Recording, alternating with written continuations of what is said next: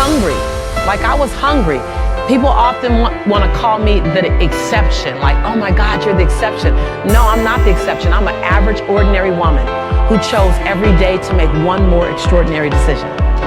I'm an average, ordinary mom who said, I want to drastically transform my son's future. That he deserves to have every option that every other child would have, irregardless of what he was born into. I just was crazy enough to believe that. That it doesn't matter the color of my skin, doesn't matter my religious background, doesn't matter my origin, it doesn't matter my mom's bank account, my dad's bank account when I was born. None of that means my future. That's just the circumstance that I came from. That's not what defines my future. I just believe that. Not a lot validated it, but faith is believing in the unseen anyway. So I had enough faith to go, I know like I know like I know like I know. I don't necessarily have to see it yet. Christy talked about affirmation. Abundant thinkers understand the power of I am. Anything after the word I am is true to your unconscious mind. Anything. Anything after I am. Anything. Anything after I am. Even if you know it's not true, your conscious mind will believe it. Anything after I am. So the use of affirmations is very intentional and very consistent. I was diagnosed as clinically depressed in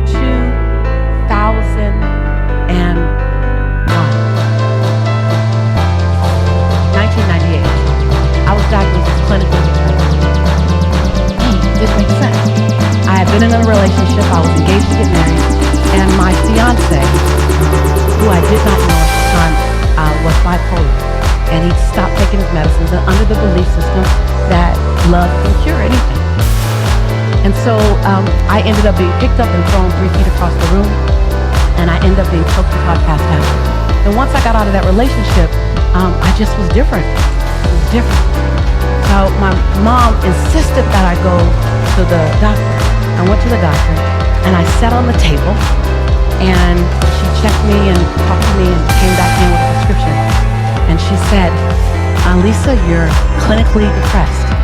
And I felt like I heard Charlie Brown's parents talking like, wah, wah, wah, wah, wah. Clinically depressed, at least that'll make sense in that same sentence. And she handed me a prescription, and I read the prescription, it had my name on it, and it said Prozac. I thought, that don't make sense. Lisa, that don't make sense. And I said, do you mean I'm sad? She said, very, very sad. I said, can I try something? And I'm not recommending you guys, if you're on medication, you stop taking your meds. Please don't do that. I asked my doctor, she agreed. I said, do you mind if I try something before I take this? She goes, yes, but I need to see you back in 30 days. If you're in the same condition, I need us to try this medicine. I said, okay, I can do that. So I went home, and every day I got in the mirror, and I drilled I am. Every day. Because I realized I had forgotten who I was. I just forgot. And it was okay to just forget. I just forgot. So every day for 25 minutes, I just went over the I am. Every day, I am. And then I paralleled that what I forgive you for. Then I paralleled that what I commit to you, Lisa. Every single day. I went back in 30 days, and I'm talking to her, and I'm on fire. She's just looking at me. I'm just talking. Touching her head again. And I'm just talking.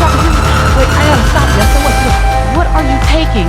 And can I have some? I was like, I'm taking some of me. And so the power of I am can pull you through the darkest moment. The power of I am.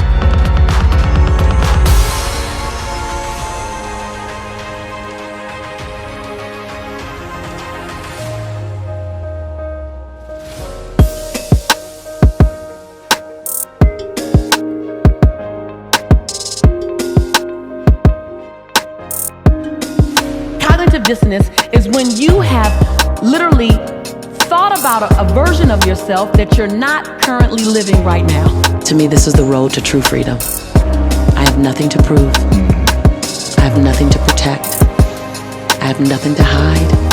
And I have nothing to defend. That your perception of me after I tell my truth is actually none of my business. My perception of me, that I go to bed as whole and complete as I woke up.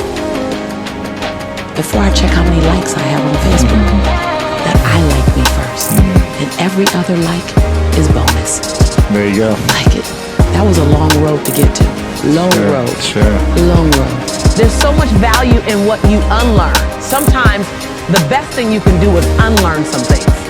We're always going after learning something new because we're information junkies, because we have all these forms of information coming at us on the internet, coming at us in books, coming at us on the radio, coming at us in television, that we want to learn.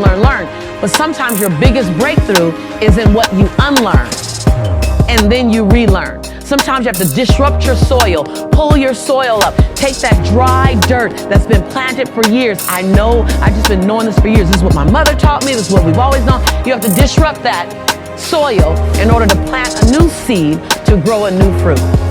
Yeah? You guys got that? And so I came very comfortably to disrupt your soil. Like, that's what I came for, to disrupt your soil. Not to necessarily keep you comfortable in what you know. Stay comfortable in that. I want to disrupt you in some things that are new awareness to go, oh, wait, hold on. Or new awareness about what you've been doing based on what you've known forever that doesn't fit your future anymore. Because I can guarantee you, every single one of us who wants something different than what we're getting, we're doing something unconsciously from old patterns that doesn't even serve our future. That's when the tongue in your mouth and the tongue in your shoe are going in two totally different directions. And your job is to align them up so that you can move forward in a powerful way.